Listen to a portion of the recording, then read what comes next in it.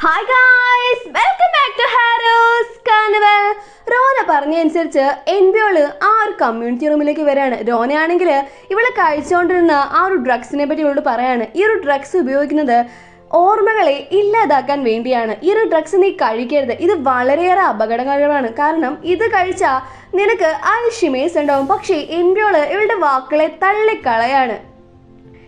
എനിക്ക് അപകടം ഉണ്ടാക്കുന്ന ഒരു കാര്യങ്ങളും പിങ്കു ചെയ്യില്ല, ഇത് ഞാൻ നെർവസ്നെസ് മാറ്റാൻ വേണ്ടി കഴിക്കുന്ന ഒരു ഗുളിക മാത്രമാണ് എന്നൊക്കെ പറഞ്ഞ് ഇവളോട് ആകെ ദേഷ്യപ്പെട്ട് എൻബിയോള് അവിടുന്ന് പോവാണ്. റോനയാണെങ്കിൽ അവളുടെ ഫോൺ എടുത്ത് ഹായെ കോൾ ചെയ്യാണ്. ഇവിടെ നമ്മുടെ മിസ്സസ് ക്യാങ്ങും ലീയുടെ വൈഫും ഇങ്ങനെ സംസാരിച്ചുകൊണ്ടിരിക്കുകയാണ്. അപ്പോൾ ലീയുടെ വൈഫാണെങ്കിൽ വീട്ടിലോട്ട് പോകാനായിട്ട് ഒരുങ്ങുന്ന സമയം മിസ്സസ് ക്യാങ് ചില കാര്യങ്ങൾ ഇവളെ അറിയിക്കുകയാണ്. അപ്പോൾ നമ്മുടെ ലീ ആണെങ്കിൽ വീട്ടിലൊക്കെ കുനിഞ്ഞൊരു കുപ്പ എടുക്കത്തില്ല, ഒരു ഗ്ലാസ് വെള്ളം പോലും ഇവൻ സ്വയം എടുത്ത് കുടിക്കാറില്ല കേട്ടോ.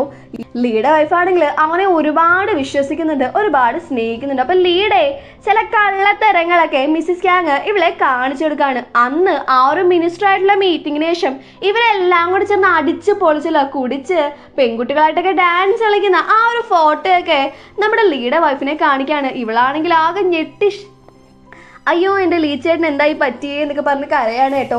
ഇവിടെ നമ്മുടെ കെങ്ങിനെ അടച്ചിട്ടിരിക്കുന്നത് സിസ്റ്റേഴ്സ് പ്രേ ഹൗസ് എന്ന് പറഞ്ഞൊരു ഓർഫനേജിലാണ്. അങ്ങനെ അവർ ഫുഡ് കഴിക്കണം. പക്ഷേ നമ്മുടെ കെങ്ങിന് ഈ ഒരു ഫുഡൊന്നും ഇഷ്ടാവുന്നില്ല.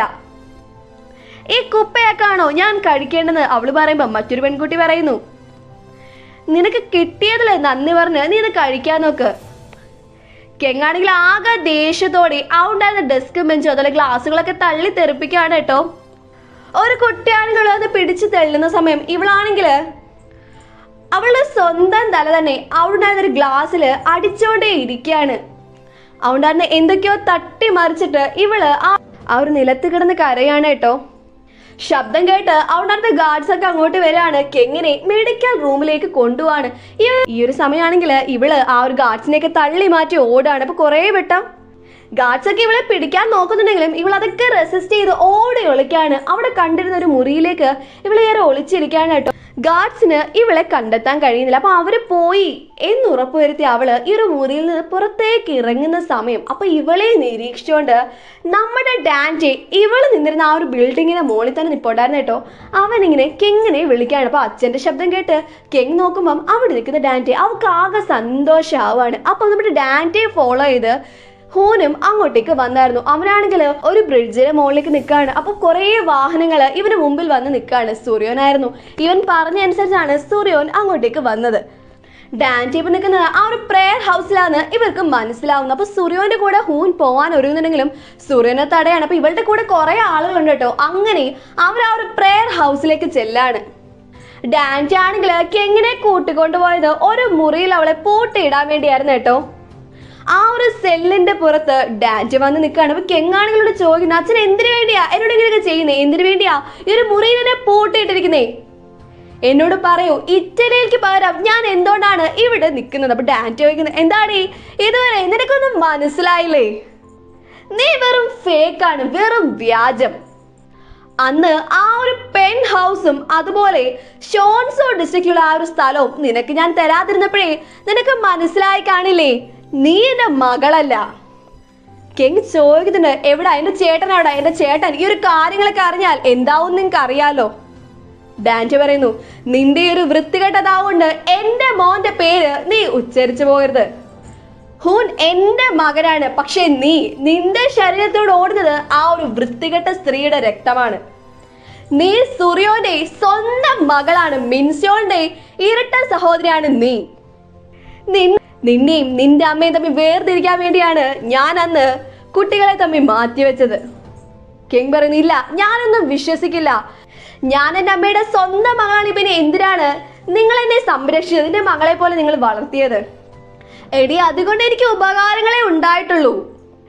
നിന്റെ അമ്മയെ കൂടുതൽ വേദനിപ്പിക്കാൻ എനിക്ക് സാധിച്ചില്ലേ. നീ കാരണം തന്നെ നിന്റെ അമ്മ എത്രത്തോളം വേദനിച്ചിട്ടുണ്ട്. ശരിക്കും അന്ന് നിന്റെ സ്വഭാവം ഇങ്ങനെയാന്ന് അറിഞ്ഞായിരുന്നെങ്കിൽ ഞാൻ മിൻസ്റ്റോണിനെ ദത്തെടുക്കത്തുള്ളായിരുന്നു. അവസാനമായിട്ട് നീ എനിക്ക് ഓരോ ഉപകാരങ്ങളും ചെയ്തു തരണം കേട്ടോ എന്ന് പറഞ്ഞ് ഇവൻ സൂര്യോനെ വിളിക്കാൻ. അപ്പൊ കെങ്ങിനോട് പറയുന്നുണ്ട് ഇവന്റെ ആവശ്യം കെങ് പറയണം. അപ്പൊ സൂര്യൻ ഫോൺ എടുക്കാണ്. ഡാൻറ്റെ പറയുന്നു, നിനക്കിട്ടിരിക്കുന്ന ആ ഒരു പ്രോജക്റ്റ് എനിക്ക് തരാൻ നോക്ക്, എങ്കിൽ നിന്റെ മകളെ ഞാൻ സുരക്ഷിതയായിട്ട് നിന്റെ അടുത്ത് എത്തിക്കാം. സുരേണകളോട് ദേഷ്യപ്പെടാണ്. എവിടാണ് കെങ്? എവിടാണ്? അവളെ നീ വേദനിപ്പിച്ച നിന്നെ ഞാൻ കൊന്നു കളയും. ഈ ഒരു സമയം കെങ് സംസാരിക്കാണ്. ഡാൻറ്റ കിങ്ങിനോട് പറയുന്നുണ്ട് ഈ ഒരു പ്രോജക്റ്റ് ഇവന് കൊടുക്കാൻ വേണ്ടി സുരനോട് പറയാനായിട്ട്. പക്ഷെ കിങ് പറയുന്നു, അമ്മേ അച്ഛൻ്റെ ആവശ്യം അമ്മയ്ക്ക് മനസ്സിലായി കാണുമല്ലോ, ഒരിക്കലും അങ്ങേർക്കത് കൊടുക്കരുതമ്മേ. എന്തൊക്കെ വന്നാലും ആ ഒരു ഡീല് കൊടുക്കരുത് എന്ന് പറഞ്ഞ് ആ ഒരു അഴിക്കുള്ളോട് തന്നെ ഡാൻറ്റയുടെ കോളറി പിടിച്ച് ഇവൾ പിടിച്ച് വലിക്കുന്നുണ്ട്. ഡാൻറ്റയുടെ തലയാണെങ്കിൽ ആ ഒരു സെല്ലിന്റെ കമ്പികളിൽ പോയി ഇടിക്കുന്നുണ്ട് കേട്ടോ. ഡാൻറ്റ ആകെ ദേഷ്യത്തോടെ അവിടെ നിന്ന് പോവാണ്. നമ്മുടെ കെങ് ആണെങ്കിൽ ഡാൻറ്റ പറഞ്ഞ ആ ഒരു വാക്കുകളിൽ തന്നെ ഷോക്കായിട്ട് ഇങ്ങനെ ഇരിക്കുകയാണ്. താൻ തൻ്റെ അമ്മയുടെ സ്വന്തം മകളാണ്, മിൻസിയോന്റെ ഇരട്ട സഹോദരിയാണ് താൻ. അപ്പൊ അവളുടെ മനസ്സിലേക്ക് താൻ സൂര്യോനോടും അതുപോലെ മിൻസിയോനോടും ചെയ്ത ക്രൂരതകളെ പറ്റി ഇങ്ങനെ ഓർക്കാണ്. മിൻസിയോളിനെ താൻ എത്രയൊക്കെ ദ്രോഹിച്ചിട്ടുണ്ടെന്ന് അവളുടെ മനസ്സിലേക്ക് വരാണ്. അവൾ ആകെ തകർന്ന് അവിടെ ഇരിക്കുകയാണ്. അവൾ പെട്ടെന്ന് തന്നെ അവിടെ നിന്ന് എണ്ണിക്കുകയാണ്, ഇവിടുന്ന് എങ്ങനെങ്കിലും രക്ഷപ്പെടണം. അപ്പോഴാണ് ആ ഒരു ജനാല അവൾ കാണുന്നത്. അവൾ വേഗം അത് തല്ലിപ്പൊട്ടിച്ച് അവിടുന്ന് രക്ഷപ്പെട്ട് ഓടുകയാണ്. ഡാൻറ്റി എങ്ങും പോയിട്ടില്ല കേട്ടോ. അവിടെ തന്നെ ഒരിടത്ത് ഒരു ജ്യൂസ് കുടിച്ചുകൊണ്ടിരിക്കുകയാണ്. ഈ ഒരു സമയമാണ് സൂര്യോനും അതുപോലെ അവളുടെ ആളുകളും അങ്ങോട്ടേക്ക് വരുന്നത്. അപ്പൊ ഡാൻറ്റയുടെ ആളുകൾ സൂര്യോന്റെ ആളുകളെ തടയാനായിട്ട് വരുന്നുണ്ട്. സുരനാണെങ്കിൽ ഡാൻറ്റി അടുത്തേക്ക് വരികയാണ്. കെങ് എവിടെയാണെന്ന് ഇവനോട് ചോദിക്കുകയാണ്. പക്ഷെ ഇവൻ മറുപടി പറയുന്നിട്ട് ഇവൻ പറയുന്നു, ഓഹോ അപ്പൊ അവള് നിന്റെ സ്വന്തം മകളാണ്, നിനക്ക് മനസ്സിലായോ? സുരനാണെങ്കിൽ ഇവനെ നല്ല രീതിയിൽ തന്നെ തല്ലാണ് കേട്ടോ. അവന്റെ കയ്യില് ഇവളൊരു കല്ല് വെച്ച് നല്ല രീതിയിൽ തന്നെ അടിച്ചിട്ട് അവിടുന്ന് പോവാണ്. അങ്ങനെ സുരനും അവളുടെ ആളുകളും ഈ ഒരു പ്രെയർ ഹൗസിൽ വന്ന് നോക്കുന്നുണ്ടെങ്കിലും ആ ഒരു സെല്ലില് കെങ് ഇല്ലല്ലോ. പക്ഷേ അവിടെ ഒരിടത്ത് കെങ് ഇങ്ങനെ എഴുതിയിട്ടുണ്ടായിരുന്നു, അമ്മ എന്നെ അന്വേഷിച്ച് നടക്കണ്ട, എന്തായാലും അച്ഛനെ ഞാൻ പിടികൊടുക്കില്ല. സുരന് മനസ്സിലായി കെങ് ഇവിടുന്ന് രക്ഷപ്പെട്ട് ഓടിയെന്ന്. അപ്പൊ ഇവൾ ഈ ഒരു കാര്യം ഹൂനോട് പറയുന്നുണ്ട്. അപ്പൊ ഹൂൻ ആ ഒരു ബ്രിഡ്ജിൽ തന്നെ നിൽക്കുകയാണല്ലോ. ഇതുവഴി കെങ് എന്തായാലും പോയിട്ടില്ല. അപ്പൊ അവൻ നേരെ ഈ ഒരു പ്രെയർ ഹൗസിനടുത്തേക്ക് വരികയാണ്. കെങ് ആണെങ്കിൽ രക്ഷപ്പെട്ട് ഓടിക്കൊണ്ടേ ഇരിക്കുകയാണ്. അവിടെ ഒരിടത്ത് ഇങ്ങനെ വിരിച്ചിട്ടുന്ന ഒരു കോട്ട് മുതൽ ക്യാപ്പും ഒക്കെ ഇവളിങ്ങനെ എടുത്ത് വെക്കുന്നുണ്ട്. ഇവള് ഹൂനെ പാസ് ചെയ്ത് പോകുന്നുണ്ട്. അപ്പൊ ഇവര് പരസ്പരം കണ്ടില്ലായിരുന്നു. അന്വേഷിച്ച് ഡാൻറ്റയും അവന്റെ ആളുകളും അങ്ങോട്ടേക്ക് ഓടി വരുന്നുണ്ട്. നമ്മുടെ മിസ്റ്റർ ബേക്ക് ആണെങ്കിൽ എടുത്തിരുന്ന് ഇങ്ങനെ ചൂത് കളിച്ചുകൊണ്ടേ ഇരിക്കുകയാണ്. അപ്പൊ ഈ ഒരു ഗെയിമിൽ അവൻ ജയിക്കുന്നു കേട്ടോ. അപ്പൊ ഇവന്റെ അടുത്തേക്ക് മറ്റൊരാൾ വരികയാണ്. ആ ആളെ കണ്ട് ഇവൻ ഞെട്ടി നിൽക്കാൻ കേട്ടോ. അലക്സ് ആയിരുന്നു കേട്ടോ അത്. അലക്സ് ചോദിക്കുന്നുണ്ട്, നിങ്ങൾക്ക് എന്നെ ഓർമ്മയുണ്ടോ? അപ്പൊ മിസ്റ്റർ ബേക്കിന് നല്ല രീതിയിൽ തന്നെ ടെൻഷൻ ആവാണ്. കാരണം ഇവൻ ലോഗന്റെ ഫാമിലിയോട് പറഞ്ഞിരിക്കുന്നത് ഇവൻ ലോഗനെ അന്വേഷിക്കുകയാണ്, അങ്ങനെയാണ് ഇങ്ങനെയാണ് ഒരു പാവാണെന്നൊക്കെ അല്ലേ. അപ്പൊ ഇവൻ ചൂത് കളിച്ചിങ്ങനെ നടക്കാണെന്ന് ഇവന്റെ ഫാമിലി അറിഞ്ഞ പിന്നെ എന്തായിരിക്കും അവസ്ഥ? അവൻ നേരെ സ്യോജിന്റെ അടുത്തേക്ക് പോവാണ്. അലക്സ് തന്നെ കാണാൻ വന്ന കാര്യം ഇവളോട് പറയാണ്. നീ ആ ലോഗനെ അവരുടെ കയ്യിൽ ഏൽപ്പിച്ചേക്ക്, അങ്ങനെയെങ്കിൽ അവരുടെ കയ്യിൽ നമുക്ക് പണം കിട്ടുമല്ലോ. കാര്യങ്ങളെല്ലാം മാറി നടക്കുവാണെങ്കിൽ അവർ നമ്മളെ കൊന്നുകളയും. സ്യോജി പറയുന്നു, നാളെ ലോഗനെ ഞാൻ അവർക്ക് ഏൽപ്പിക്കാൻ പോവുകയാണ്.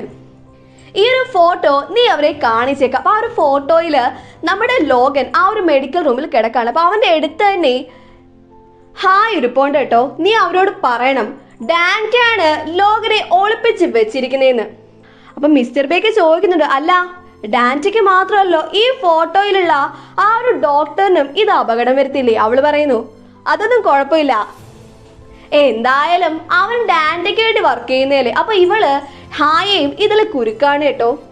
മിസ്റ്റർ ബേക്ക് പറയുന്നു, ആഹാ എന്തായാലും ഇനി പണം നമ്മുടെ കയ്യിൽ കിട്ടുമല്ലോ എന്നൊക്കെ പറഞ്ഞ് മിസ്റ്റർ ബേക്ക് വളരെ സന്തോഷത്തോടെ ഇരിക്കുകയാണ്. പക്ഷേ സ്യോജിന്റെ പ്ലാൻ മറ്റൊന്നായിരുന്നു കേട്ടോ. അവള് മനസ്സിൽ പറയുന്നുണ്ട്, എല്ലാ കാര്യങ്ങളും അതിൻ്റെ സ്ഥാനത്ത് തന്നെ എത്തിച്ചേരാൻ പോവാണ്.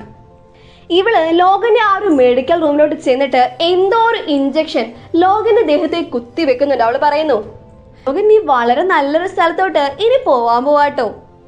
ഡാൻറ്റി ആണെങ്കിൽ തന്റെ കമ്പനിയിലോട്ട് വരുന്ന സമയം സ്യോജൻ അവിടെ നിപ്പുണ്ടായിരുന്നു കേട്ടോ. ഡാൻറ്റിയുടെ ദേഹത്തെ മുറികളൊക്കെ ഉണ്ട്. സ്യോജൻ ഇവരെ കളിയാക്കാണ്. എന്താ ഡോഹെ കൺസ്ട്രക്ഷന്റെ ലോബിസ്റ്റ് ആയിട്ടുള്ള ഒരു മീറ്റിംഗ് ഒന്നും നല്ല രീതിയിൽ പോയില്ലെന്ന് തോന്നുന്നു. നീ ആ സൂര്യോനെ നിനക്ക് കിട്ടിയ അവസരത്തിൽ തന്നെ കൊന്നു കളഞ്ഞായിരുന്നു, നമുക്കൊന്നും ജയിലിലോട്ട് പോവേണ്ടി വരത്തില്ലായിരുന്നു, ഇങ്ങനെയൊന്നും സംഭവിക്കുകയില്ലായിരുന്നു എന്നൊക്കെ പറഞ്ഞ് ഇവരോട് ഇങ്ങനെ വഴക്കിടാൻ തുടങ്ങുന്ന സമയം ഡാൻറ്റിയോട് ദേഷ്യപ്പെടുകയാണ്. നീ ഇപ്പോഴും എന്നോട് വഴക്കിടാനാണോ വരുന്നേ? സ്യോജി പറയുന്നു, അല്ലല്ല ഈ പ്രാവശ്യം ഞാൻ നിന്നോട് വഴക്കിടാൻ വന്നതൊന്നുമല്ല, എനിക്കും നിനക്കും നേട്ടം വരുന്ന ഒരു കാര്യമാണ് ഞാൻ നിന്നോട് പറയാൻ പോകുന്നത്. സൂര്യോന്റെ ശല്യം അത് ഞാൻ തന്നെ തീർന്നേക്കാം, പക്ഷേ നീ എന്റെ കൂടെ നിൽക്കണം. ഇതുകൊണ്ട് നിനക്ക് ഉപകാരം മാത്രമേ ഉള്ളൂ. രണ്ട് ശല്യങ്ങൾ സൂര്യോനെയും അതുപോലെ മിസ്റ്റർ ബേക്കിനെയും നമുക്ക് ഒരുമിച്ച് ഇതിലൂടെ തുടച്ചു നീക്കാൻ സാധിക്കും. ഇവിടെ നമ്മുടെ ലീയുടെ വൈഫ് ഇങ്ങനെ ഫുഡ് കഴിച്ചുകൊണ്ടിരിക്കുകയാണ്. ഈ ഒരു സമയം ലീ അങ്ങോട്ട് കയറുന്നുണ്ട്. അല്ല എനിക്കില്ലേ ഫുഡ് എന്ന് പറഞ്ഞുകൊണ്ട് ഇവൻ ഫ്രിഡ്ജിലൊക്കെ പോയി നോക്കുന്നുണ്ടെങ്കിലും അവിടെ ഒന്നും ഇരിപ്പോട്ടില്ല കേട്ടോ. അല്ല നീ എനിക്ക് വേണ്ടി ഫുഡ് ഒന്ന് പ്രിപ്പയർ ചെയ്ത് വെച്ചില്ലേ? ലീയുടെ വൈഫ് പറയുന്നു, ഇനി മുതൽ നിനക്ക് വല്ലതും കഴിക്കണമെങ്കിൽ നീ സ്വന്തമായിട്ട് ഉണ്ടാക്കി കഴിച്ചാൽ മതി, മേല ഞാൻ നിനക്കിനി ഒന്നും ഉണ്ടാക്കി തരത്തില്ല. ലീയുടെ വൈഫിന്റെ നോട്ട് കണ്ടിട്ട് ഇവനാകെ പേടിച്ച് നിൽക്കാട്ടോ. ഇവിടെ എൻബിയോളിനെ കാണാനായിട്ട് വന്നിരിക്കുകയാണ്. രോന ഇവനെ വിളിച്ച് എല്ലാ കാര്യങ്ങളും പറഞ്ഞല്ലോ. അപ്പൊ ഇവൻ ഈ ഒരു ഡ്രഗ്സിനെ പറ്റി ഇവളോട് പറയണേ, മോളെ നീ ഇത് യൂസ് ചെയ്യരുത്. അന്ന് രോനയുടെ ആ ഒരു ഇൻസിഡന്റ് ഉണ്ടായ സമയത്ത് ഞങ്ങൾ ഈ ഒരു ഗുളിക നിനക്ക് തന്നായിരുന്നു, എല്ലാ കാര്യങ്ങളും മറക്കാൻ വേണ്ടി. ഒരിക്കലും നീ ഇത് യൂസ് ചെയ്യരുത്, ഇതിനൊരുപാട് സൈഡ് എഫക്റ്റ് ഉണ്ട്. നീ എന്തിനു വേണ്ടി ഇത് കഴിക്കുന്നത്? ആ ഒരു പിങ്കാണോ നിനക്കിത് തരുന്നത്? അന്ന് രാത്രിയിലെ എല്ലാ കാര്യങ്ങളും മായ്ച്ചു കളയാൻ വേണ്ടി ആയിരിക്കും അവള് നിനക്ക് തരുന്നത്. അല്ല എന്തെങ്കിലും നിനക്ക് ഓർമ്മയുണ്ടോ? യൂൻഹയുടെ മരണത്തിന് പിന്നിൽ ആരാന്ന് നിനക്ക് വല്ല പിടിയുണ്ടെങ്കിൽ നീ ഇത് പറ. എൻബിയോൾ ചോദിക്കുന്നു, ആ രാത്രിയിലെ കാര്യങ്ങൾ എനിക്ക് ഓർമ്മയുണ്ടെങ്കിൽ എന്റെ അമ്മയും രോനയുടെ അമ്മയുടെ മരണത്തിന് പിന്നിലുണ്ടെങ്കിൽ അച്ഛൻ എന്ത് ചെയ്യും? അപ്പൊ അവൻ പറയുന്നു, എന്തൊക്കെ തന്നെ ഉണ്ടായാലും മോളെ നിന്നെ ഞാൻ ഉപേക്ഷിക്കുകയില്ല. എന്തെങ്കിലും നിനക്ക് അറിയാമെങ്കിൽ നീ ഇത് തുറന്നു പറ. ആണെങ്കിൽ ഇവനോട് ആകെ ദേഷ്യപ്പെടാണ്. എനിക്ക് ഒരു കാര്യങ്ങൾ ഓർമ്മയില്ല, എനിക്കൊരു കാര്യം മനസ്സിലായി, എന്നെക്കാളും ആ രോനയും അവളുടെ അമ്മയൊക്കെ അല്ലേ അച്ഛന് വലുത് എന്ന് പറഞ്ഞ് ആകെ ദേഷ്യത്തോടെ എന്നോട് അവിടുന്ന് പോവാണ്. മിസ്റ്റർ ബേക്ക് ആണെങ്കിൽ ലോഗന്റെ ഫാമിലിയെ ആ ഒരു ഫോട്ടോ കാണിക്കാണ്. ഡാൻറ്റിയാണ് ഇതിനെല്ലാം പിന്നിലെന്ന് ഇവരെ അറിയിക്കുകയാണ്. ലോഗന്റെ ഫാമിലി ഇപ്പൊ ഡാൻറ്റിയുടെ വീട്ടിൽ എത്തിയിരിക്കുകയാണ്. അവനെ കെട്ടിയിട്ടിരിക്കുകയാണ്. ലോഗൻ എവിടാണ്? നീ എവിടാണ്? ലോഗനെ ഒളിപ്പിച്ച് വെച്ചിരിക്കുന്നത് ലോഗന്റെ മുത്തശ്ശിയൊക്കെ ഇവരോട് ചോദിക്കുകയാണ്. ഇപ്പൊ പറയുന്നു, എനിക്ക് അറിയത്തില്ല, ലോഗൻ എവിടാണെന്ന് എനിക്ക് അറിയില്ല, ഞാൻ നിരപരാധിയാണ്, മറ്റാരോ ചെയ്ത എന്തിനു വേണ്ടിയാണ് നിങ്ങൾ എന്നെ കുറ്റം ആരോപിക്കുന്നത്? അപ്പൊ ഈ ഒരു മുത്തശ്ശി പറയുന്നു, മിസ്റ്റർ ബേക്ക് പറഞ്ഞു നീയാണ് ലോഗനെ തട്ടിക്കൊണ്ടുപോയി എവിടെ ഒളിപ്പിച്ച് വെച്ചേക്കുന്നതെന്ന് എന്ന് പറഞ്ഞുകൊണ്ട് ആ ഒരു ഫോട്ടോ ഇവനെ കാണിക്കാണ്. അപ്പൊ ഈ ഒരു ഫോട്ടോ നോക്കിയിട്ട് അവൻ പറയുന്നു, നിങ്ങൾ നോക്കിയേ, ലോഗന്റെ ഈ ഒരു ഫോട്ടോയിലുള്ള ആ ഒരു ഡസ്റ്റ്ബിൻ നിങ്ങൾ കാണുന്നുണ്ടോ? അത് പെൻ ഹൗസിലെ അല്ലേ?